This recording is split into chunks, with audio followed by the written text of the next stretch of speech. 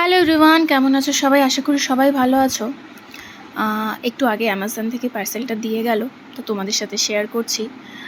মানে সত্যি কথা বলতে আমার হাজব্যান্ডও দেয়, আমার বাবা মাও দিচ্ছে, কিন্তু তুমি নিজে ইনকাম করবে এবং সেই ইনকামের টাকায় কিছু কেনার একটা আলাদাই আনন্দ।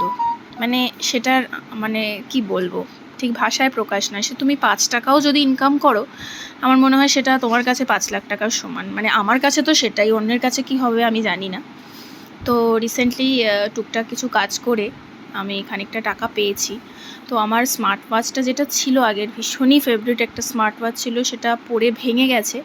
তো ওটা কাস্টমার কেয়ারে কথা বলে জানলাম মোটামুটি 2,500-3,000 টাকা নাকি লাগবে।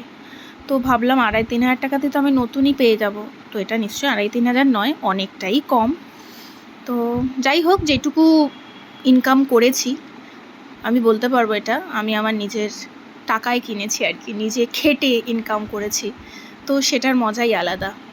তোমাদের কেমন লাগলো বলো তো স্মার্ট ওয়াচটা? এখনও চার্জে বসাইনি, চার্জে বসাবো। চার্জে বসালে দেখি কেমন চলে। কেমন লাগলো তোমাদের অবশ্যই কমেন্ট করে জানিও। টাটা।